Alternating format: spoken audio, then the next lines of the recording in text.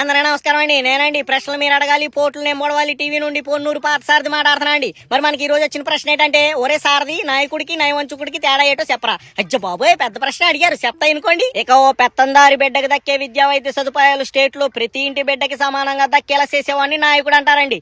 ఇక ఆ విద్యా వైద్యం ఏమొద్దు, మద్యం ఏమొద్దు అంటూ దేశంలో ఎక్కడా లేని మద్యం పాలసీలు తెస్తాం, మందు బాబులు దాహం తీరుస్తామంటూ అవంచిత అవసరాలకి ఆనకట్ట కట్టేవాడిని నయవంచుకుడు అంటారండి. ఇక తన ప్రస్థానాన్ని మొదలెట్టినప్పటి నుండి తన బలాన్ని నమ్ముకుంటూ ఒకటే ఎజెండాతో ముందు సాగిపోతున్నవాన్ని నాయకుడు అంటారండి. ఇక తన పార్టీని నిలదొక్కుకోవడానికి పరిస్థితులను బట్టి తనను నమ్ముకున్న వాళ్ళ చేత పలు జెండాలు మోయిస్తూ పలువురి ఎజెండాలకు కొమ్ము కాసేవాన్ని నయవంచుకులు అంటారండి. ఇక వాడు పెద్దంటోడా పేదరికంలో బతుకుతున్నాడా అనే తేడా లేకుండా ప్రతి పిల్లకాయ చేతిలో పుస్తకం ఎట్టి ఆడు బంగారు భవిష్యత్తుకి ఓ బాట చూపేవాన్ని నాయకుడు అంటారండి.